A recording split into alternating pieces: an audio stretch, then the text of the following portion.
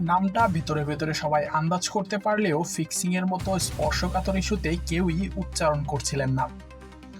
অবশেষে বিপিএল এর নিলামের আগে চূড়ান্ত তালিকা থেকে এনামুল হক বিজয়ের নাম বাদ দেবার পর সেই সন্দেহ আরও জোরালো হয়েছে।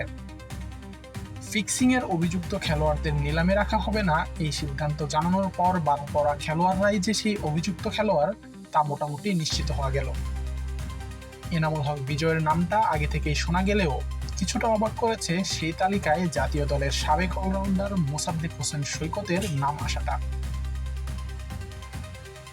মোসাদ্দেক আর বিজয়ের দুটো বড় নামের পাশে আসন্ন নিলামে খেলোয়াড়দের তালিকা থেকে আরও বাদ দেওয়া হয়েছে আলাউদ্দিন বাবু, শফিউল ইসলাম, মিজানুর রহমান, নিহাদুজ্জামান, সানজামুল ইসলাম, মনির হোসেন খান ও একজন বয়সভিত্তিক দলের ক্রিকেটারকে। মূলত ম্যাচ ফিক্সিং এর অভিযোগ থাকায় এই ক্রিকেটাররা বিপিএল এর নিলাম থেকে বাদ পড়েছেন, যার কারণে প্রাথমিক তালিকায় থাকলেও বিপিএল এর চূড়ান্ত খেলোয়াড় তালিকা থেকে এদের নাম সরিয়ে নেওয়া হয়েছে। গত বিপিএল এর চরম আলোচিত সমালোচিত ফ্র্যাঞ্চাইজি দুর্বার রাজশাহীর খেলোয়াড়রাই বেশি আছেন এই তালিকায়। অধিনায়ক বিজয় সহ বিপিএল এর গত আসরে দুর্বার রাজশাহীর হয়ে খেলেছিলেন শফিউল এবং মিজানুর।